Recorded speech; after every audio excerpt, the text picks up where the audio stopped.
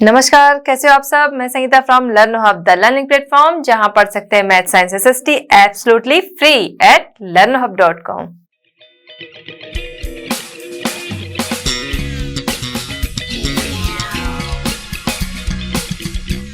बच्चों, आज हम डिस्कस करेंगे NCERT solutions for class 6। Topic हमारा है vital villages thriving towns, question number 1 to 6।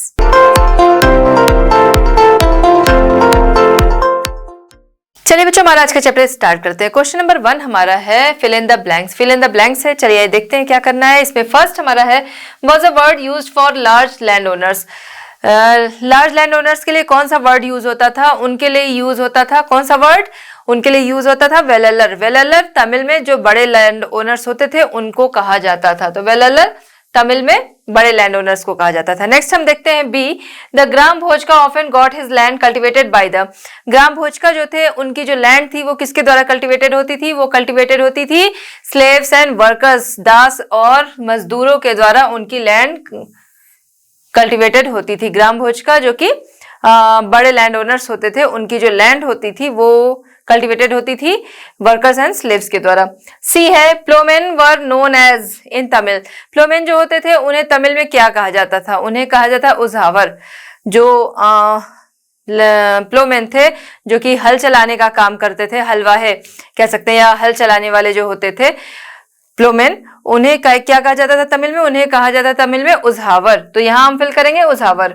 Next है हमारा डी। डी है हमारा मोस्ट गृहपतिज वर लैंड ओनर्स। जो मोस्ट गृहपति जो होते थे, गृहपति ग्राम भोजका जो होते थे उनसे जो छोटे फार्मर्स होते थे उन्हें कहा जाता था गृहपति, जो कि छोटे लैंड ओनर्स होते थे। जो ग्राम भोजका होते थे उनके पास तो बहुत ज्यादा लैंड होती थी, उससे छोटे आते थे गृहपति जो कि स्मॉल लैंड ओनर्स होते थे। तो यहाँ पर हम फिल करेंगे most grihapatis were small land owners. तो आई होप कि आपको ये समझ में आ गया होगा कहां पर क्या फिल करना है और क्यों फिल करना है। चलिए बच्चों, देखते हैं क्वेश्चन नंबर 2। क्वेश्चन नंबर 2 हमारा है describe the functions of the. चलिए बच्चों, देखते हैं क्वेश्चन नंबर 2। क्वेश्चन नंबर 2 हमारा describe the functions of the grama bhojaka. Grama bhojaka के फंक्शंस डिस्क्राइब करने हैं। क्वेश्चन का नेक्स्ट पार्ट है why do you think he was powerful. आपके विचार से वो पावरफुल क्यों थे? तो सबसे पहले हम बात करेंगे उनके जो फंक्शंस थे, जो उनके काम थे, ग्राम भोजका के जो फंक्शंस थे, काम थे, पहले हम उस पर बात करेंगे। ग्राम भोजका का जो काम था वो क्या था? ग्राम भोजका काफी पावरफुल होते थे, जिसकी वजह से जो किंग होते थे वो उन्हें जो विलेजर्स थे उनसे टैक्स कलेक्ट करने का काम दिया करते थे।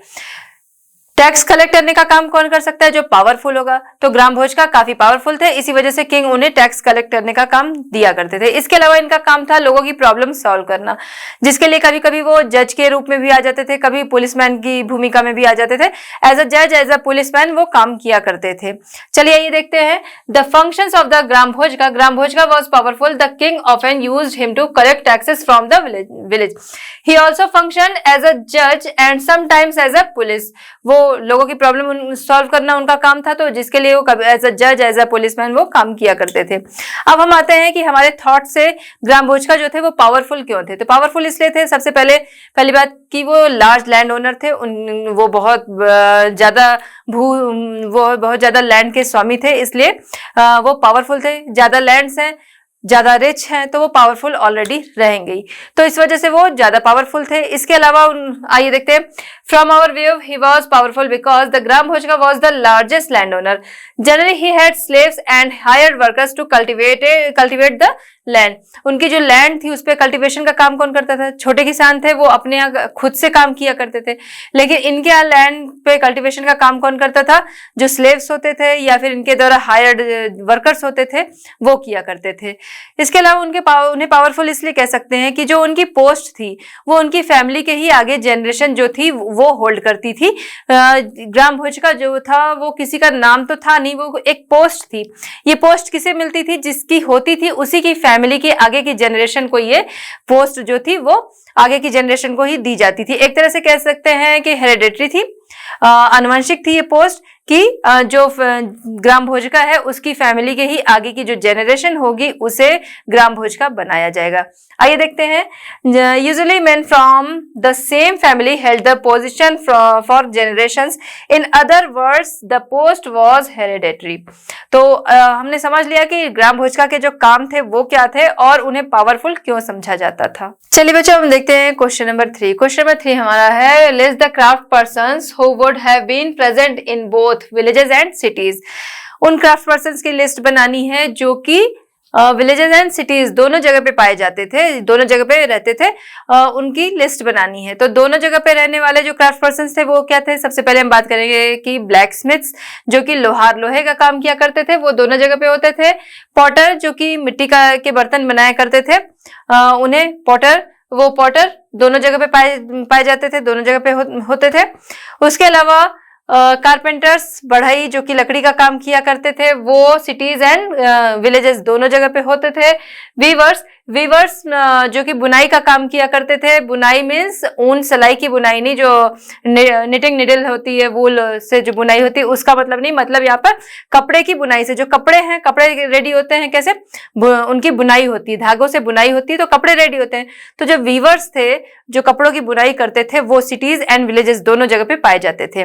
आइए हम आंसर देख लेते हैं। Craft persons who would have been present in both villages and cities, blacksmiths, potter, carpenters and weavers. चलिए बच्चों हम देखते हैं क्वेश्चन नंबर 4। क्वेश्चन नंबर 4 हमारा है, चूज द करेक्ट आंसर। आपके सामने कुछ क्वेश्चंस हैं, उनके कई आंसर हैं, जो राइट आंसर है आपको वो चूज करना है। चलिए ये देखते हैं कौन से क्वेश्चन का राइट आंसर कौन सा है। Ring wells were used for, ring wells का यूज होता था, किस लिए यूज होता था? Bathing, washing clothes, irrigation and fourth हमारा ऑप्शन है ड्रेनेज। तो जो रिंग वेल्स थे उनका यूज होता था, किस लिए होता था?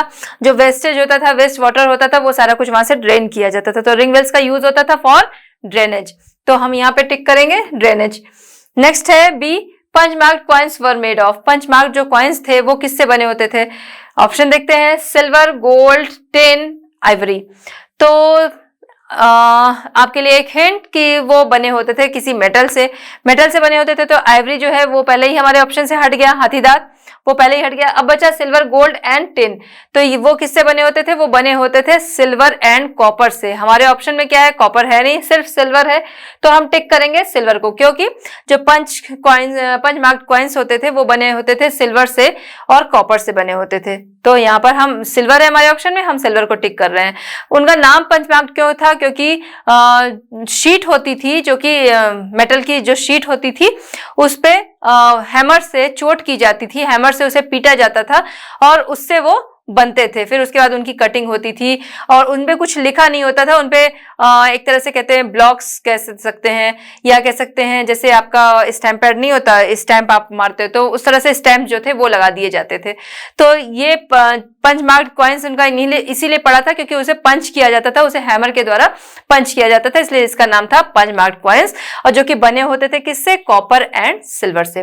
नेक्स्ट हम देखते हैं सी हमारा है, Mathura was an important. Mathura जो था वो किस लिए इंपॉर्टेंट था? ऑप्शन देखते हैं, village, port, religious centre and fourth है फॉरेस्टेड एरिया। तो जो मथुरा था वो किस लिए फेमस था? मथुरा था रिलीजियस सेंटर, हम टिक करेंगे ऑप्शन थर्ड जो हमारा है रिलीजियस सेंटर, वहां धार्मिक स्थल के नाम पे वो फेमस था, इसलिए हम टिक करेंगे यहाँ पर रिलीजियस सेंटर मथुरा को। डी हमारा है, श्रेणीज वर एसोसिएशन ऑफ। श्रेणीज जो था वो किसका एसोसिएशन था? तो जो श्रेणीज जो था वो ट्रेडर्स जो होते थे, मर्चेंट्स होते थे उनका, और क्राफ्ट पर्सन जो होते थे उनका एसोसिएशन था। श्रेणीज क्या था? Rulers, craft person, farmers and herders. इनमें से अगर चूज करना है तो वो जो राइट आंसर हमारा है क्राफ्ट पर्सन। तो क्राफ्ट पर्सन जो होते थे, ट्रेडर्स, मर्चेंट्स जो होते थे, उनका एसोसिएशन जो था वो कहलाता था श्रेणीज, न कि रूलर्स, फार्मर्स या हर्डर्स इसमें आते थे। क्राफ्ट पर्सन्स एंड ट्रेडर्स जो थे उनका जो एसोसिएशन था उसे श्रेणीज कहा गया था। आई होप कि आपको ये समझ में आ गया होगा कि चूज द करेक्ट आंसर, कौन सा आंसर करेक्ट है और क्यों है। चलिए बच्चों देखते हैं क्वेश्चन नंबर 5। क्वेश्चन नंबर 5 हमारा है, which of the iron tool shown on page 87 would have been important for agriculture, what would the other tools have been used for? Question हमारा क्या कह रहा है कि पेज 87, आपकी बुक में पेज 87 पे कुछ पिक्चर्स हैं, कुछ टूल्स के पिक्चर्स हैं, आपको देखना है और बताना है उनमें से एग्रीकल्चर के लिए कौन सा पिक्चर यूज होता था, कौन सा टूल्स, जो टूल्स के पिक्चर है यहाँ पे, कौन सा टूल्स उसमें से यूज होता था एग्रीकल्चर के लिए, और बाकी जो बच रहा है उसके अलावा उसका यूज किस लिए होता था। चलिए देखते हैं क्या क्या थे। टोंग, सिकल एंड एक्स, ये हमारी बुक में टूल्स के पिक्चर्स जो थे वो थे। इनमें से यूज जो पूछ रहा है कि एग्रीकल्चर के लिए क्या यूज होता था, एग्रीकल्चर के लिए इसमें से सिकल्स एंड एक्स जो थे वो यूज होते थे। सिकल्स एंड एक्स जो थे वो यूज होते थे एग्रीकल्चर के लिए। बचा क्या, बचा टोंग। टोंग का यूज किस लिए होता था, उनका यूज होता था गर्म चीजों को पकड़ने के लिए। तो टोंग जो कि आज भी घरों में हमें देखने को मिलता है, तो टोंग का यूज होता था गर्म चीजों को पकड़ने के लिए। एक्स आपको पता ही है। एंड उसके अलावा बच रहा है सिकल। सिकल्स भी झाड़ियों को काटने के लिए या फिर पेड़ पौधे ही काटने के लिए, उनके लिए यूज होता था। जो छोटे पौधे होते थे, छोटे झाड़ियां होती थी या जगह को साफ करने के लिए, झाड़ी वगैरह साफ करने के लिए उसका यूज होता था। Important for agriculture, sickle and axe. Other tools, tong to hold hot things, जो टोंग था वो हॉट थिंग्स के लिए। एक्स आपको पता ही है किस लिए यूज होता था। एंड सिकल झाड़ी वगैरह साफ करने के लिए, फील्ड्स जो था उसे साफ करने के लिए उसका यूज होता था। चलिए बच्चों हम देखते हैं क्वेश्चन नंबर 6। क्वेश्चन नंबर 6 हमारा है, compare the drainage system in your locality with that of the cities mentioned in the lesson. आपके लेसन में जो मेंशन्ड सिटीज हैं उनको कंपेयर करना है, जो आपकी लोकेलिटी के ड्रेनेज सिस्टम है उनसे कंपेयर करना है, और उसमें देखना है क्या सिमिलरिटीज है एंड क्या डिफरेंसेस है। दोनों को कंपेयर करना है, जो सिटीज आपने लेसन में पढ़ी वो और आपकी लोकेलिटी के ड्रेनेज सिस्टम जो है दोनों को कंपेयर करना है, दोनों में क्या डिफरेंसेस हैं एंड क्या सिमिलरिटीज हैं वो बताना है। सबसे पहले हम बात करेंगे सिमिलरिटीज। दोनों जगह के पे ड्रेनेज सिस्टम का यूज होता था, और फॉर वेस्टेज, जो वेस्ट वाटर होता था उसके लिए दोनों जगह पे ड्रेनेज सिस्टम का यूज होता था। अब डिफरेंसेस देखेंगे तो डिफरेंसेस क्या थे, उस टाइम के जो टेक्निक्स थी और आज की टेक्निक्स में बहुत अंतर है। मॉडर्न तरीके से आज बनते हैं जो कि मजबूत भी होते हैं, और उस टाइम के जो थे वो उतने ड्यूरेबल नहीं थे जिस तरीके से वो बनाए जाते थे।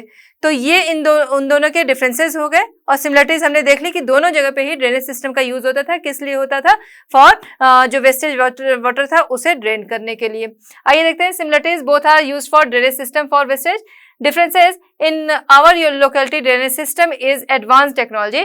कंपेयर पास्ट सिविलाइजेशन, उससे कंपेयर करते हैं तो डिफरेंट है, काफी फर्क आ गया, मॉडर्न टेक्नोलॉजी जो आ गई। इन ancient time mud bricks ceramic and thatch work were used to make them।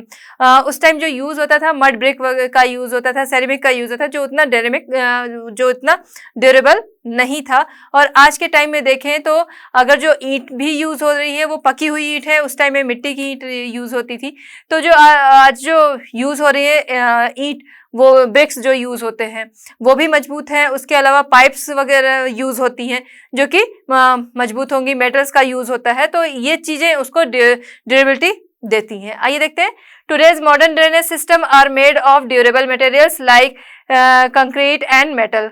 उसके अलावा देखते हैं, those time ring wells use for drainage, today's pipe and drains.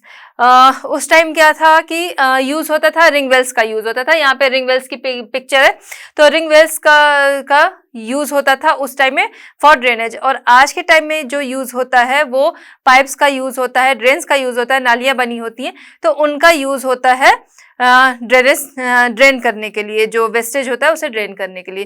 तो ये हमने देख लिया कि लेसन में जो हमारे जो सिटीज थी अरिकामेडु, भरूच एंड मथुरा, उनको कंपेयर किया आज की लोकेलिटी के जो ड्रेनेज सिस्टम है उनसे। आई होप कि आपको ये आंसर जो है वो समझ में आ गया होगा। तो बच्चों इस तरह हमारा ये चैप्टर होता है कंप्लीट। आई होप कि आप पिछले सारे चैप्टर्स की अच्छी से प्रैक्टिस कर रहे होगे, इस चैप्टर की भी अच्छी तरह से प्रैक्टिस करोगे। मिलते हैं next chapter and next solutions के साथ at Learno Hub. Learno Hub free है पर बेस्ट है। Thank you.